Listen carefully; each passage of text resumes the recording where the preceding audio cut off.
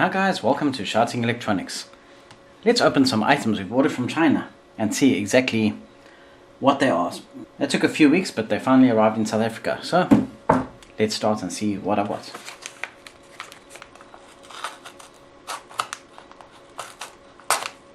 And I cut very skew. Let's open it and take a look.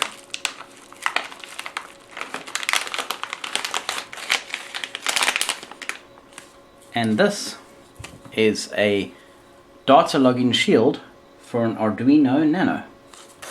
Okay, so if we take a look at this data logging shield for the Arduino Nano, we've got the holder for the coin cell, we've got a crystal, we've got looks like the real-time clock module there, DS1307 RTC module, we've got a 74HC1250, the capacitor and a little voltage regulator, I believe in there, 3.3 volt regulator.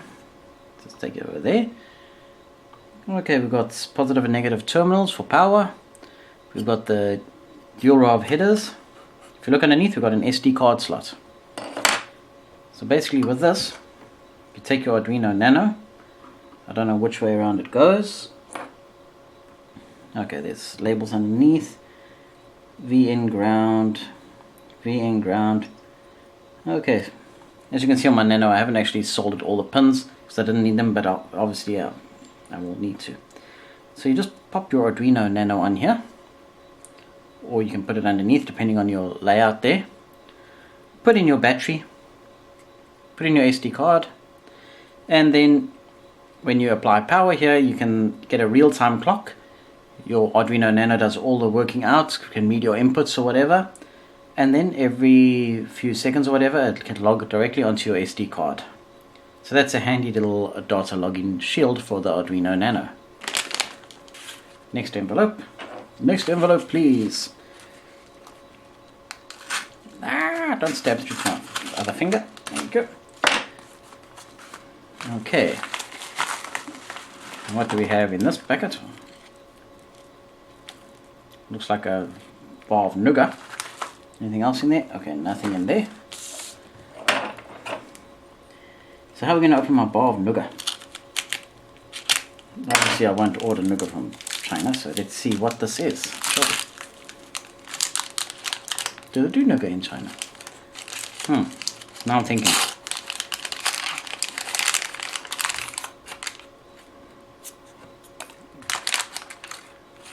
Oh, okay. This is a AC to DC power supply, or AC to DC converter. Basically you put your AC in there, 100 to 240 volts, so it is universal. Let's take it a little closer. Okay, so you put your AC in there, 100 to 240 volts AC, so it's a universal, and it draws 0.1 amps, 50 to 60 cycles. Outputs 5 volts DC at 600 milliamps. It says it's a 3 watt little AC to DC power supply module. Here's your outputs, positive and negative. Why did I put positive at the bottom? Oh well. If you look underneath, you can see your AC pins are actually spaced very close together, and your DC pins are far apart. Because the AC is higher, I would have expected it to have a better spacing, but that should still be adequate depending on the board that you put it on. I might, if I don't put this on a board, I might just put wires straight on there, solder wires straight on, and then put a bit of heat shrink sleeving over there, so that clearance shouldn't make a difference. Okay, next one. The box.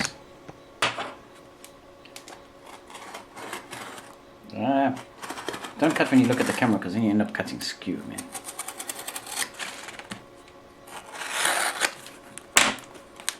That you can see I'm not a surgeon.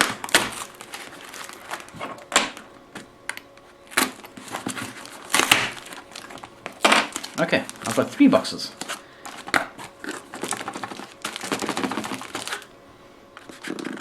Need one. And it doesn't want to open. Come on, box. There you go. 1 box is out. 2 boxes are out, 3 boxes are out. And this can be a nice box to chuck all the other packets and things like that in. Okay, these are all identical. Okay, so let's open them up and then we can see exactly what they are.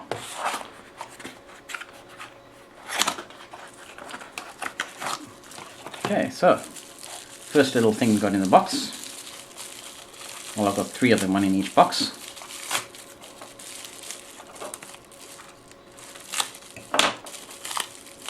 Is bubble wrap. Okay, now you might have recognized this from one of my previous videos. It is a current transformer. When you've got a wire that's busy passing power through in your DB or to an appliance or whatever, you can put the wire into the drawers there, clamp it, and then the current being pulled through the wire will give you, because it's got a built-in resistance, it'll give you a voltage output proportional to the current being drawn. Okay, so we've got this clip-on CT that we can just clip around the wire. What's nice about this is you don't need to disconnect the wire and things like that, so it's nice and safe, non-invasive. You don't have a risk of loose connection after putting this thing on. Okay.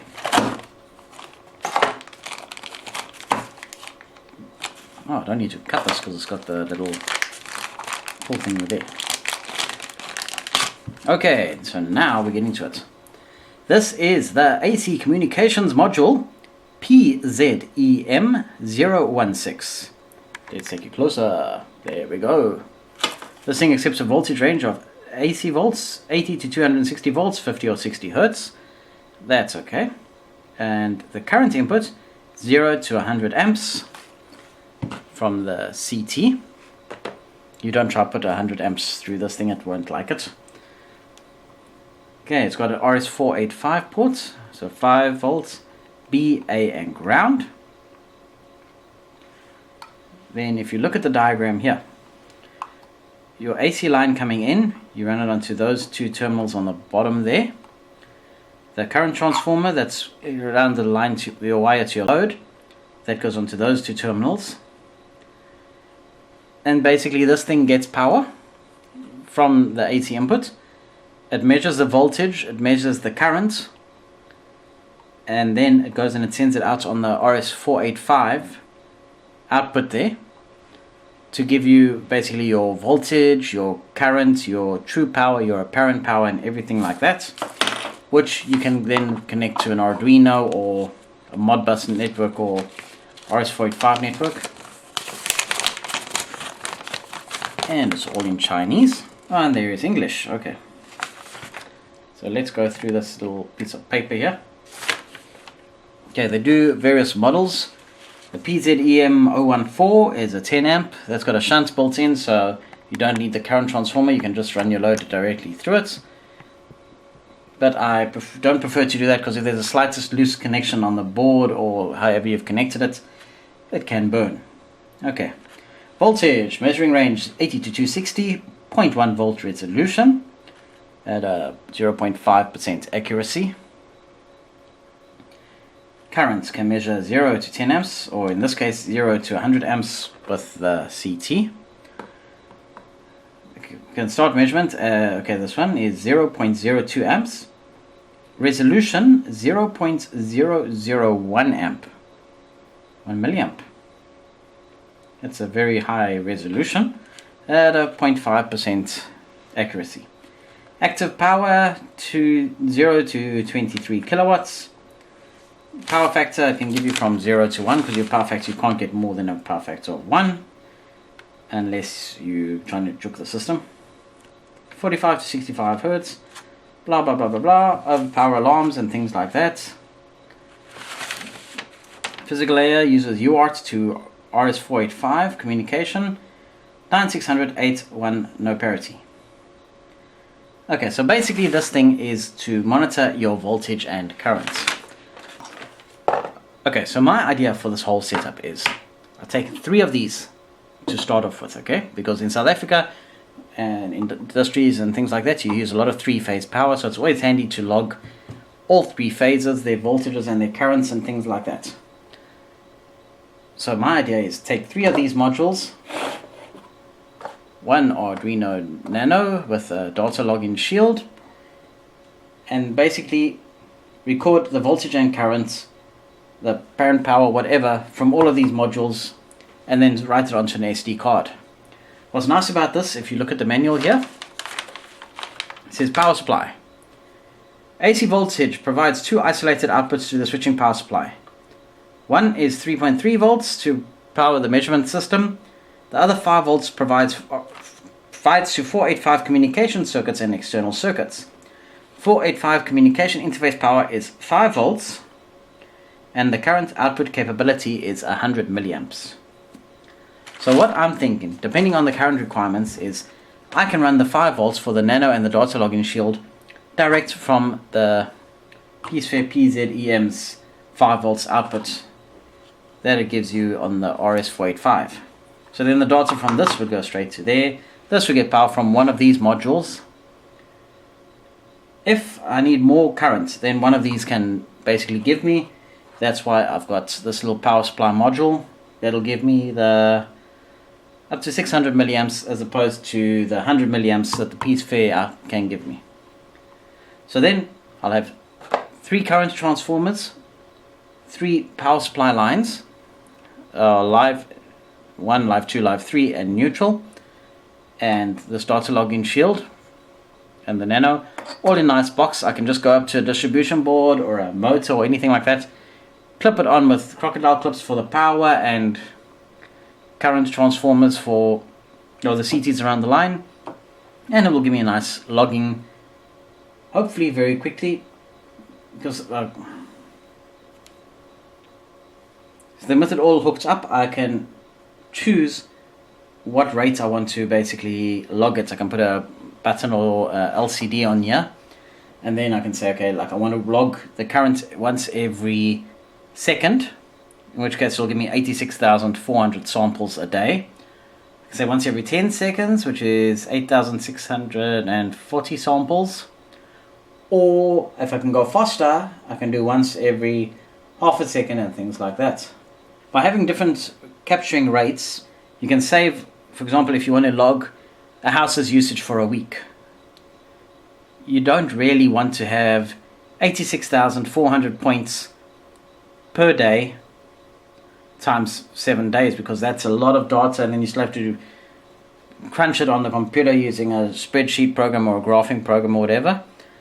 So you can actually set, okay, you want to take a sample once every 10 seconds or once every minute. You can even take a few samples. It all depends on your software. You can take a few samples and work out your average. So your average for this minute was so many amps and things like that. The last thing, if you can go faster, which I'll have to see what the maximum rate is that this thing can work at, is then you can see spikes as appliances switch on and motors switch on and things like that. So let's draw a graph. Okay, so this is voltage over time. Some people think, okay, when the geezer's off, or the thermostat's off, it's like that until it switches on, and then it shoots up to your 12 amps or 13 amps depending on the geyser elements, and then it stays high until it turns off. I think it's a nice square wave like that. I'm just using a geyser example. But if you actually take a look at a decent resolution or a decent measuring speed, you'll see that it stays low until it switches on, and then it shoots high. Okay, so the element is a bit cold at that point, so it's got a low resistance. Okay, so it shoots high, and then very shortly afterwards, 1 or 2 cycles afterwards, it actually goes down like that a bit. As the element heats up, its resistance goes up, and then you get less current. So that's a nice thing that you can see. You can actually see by the spike that that's an element starting up or an incandescent light bulb. Motors, similar thing as well. You'll see them draw a high current. So some motors, as they're starting up, they'll shoot up to a very high current almost instantly. Then as the motor starts spinning and catching up to speed, the current will then drop down until it goes to a stable current there. So that's everything that you actually need. A high speed quick sampling, which I don't know if this one can sample that quickly. But that's an idea to get that. A house, you just want to know every minute or so what your usage is and your average usage per day, and that's if you want to work out what type of solar system and things you're going to put in. So I am going to play around with this, just figure it out, and then we'll make a video about it and see how well my 3-phase DataLogger works. But here's another thing. These modules and the CTs are cheap. So I can go and take this, I can add another 10 modules on. Then I've got 13 modules. I can monitor the 3 incoming phases for the DB, or I can monitor all individual circuits in a DB, and you can see, okay, there's a high load on this geyser and there's moderate load there. So it gives you granularity. There's just add more of these onto the RS485 thing, do different IDs or whatever. I still have to research how to do that. But then you can go crazy and log as many currents and voltages and power factors and everything that you want. I've got 2 of these.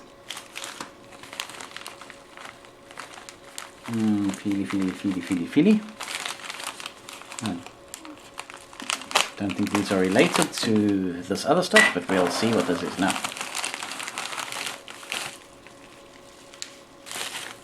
Okay. Now this is a DMX to RGB lighting control board. Okay, what this board does, I don't know if you've seen these lights before on my video or on other videos. These lights basically got red, green, blue LEDs in them. Some of them have red, green, blue, white, UV and all that, and amber. Then it can either do its own program, where it's just set your color or flashing mode or whatever, or you can put a DMX signal in. To see what DMX is about, you can check out my previous videos, and then your computer can control all the lights and things like that. Now sometimes you don't want fittings like this. You want a nice red, green, blue LED strip. Okay, which I don't have with me, basically. I don't have a red, green, blue strip. But basically it's an LED strip like this that's got common, and then it's got red, green, blue inputs.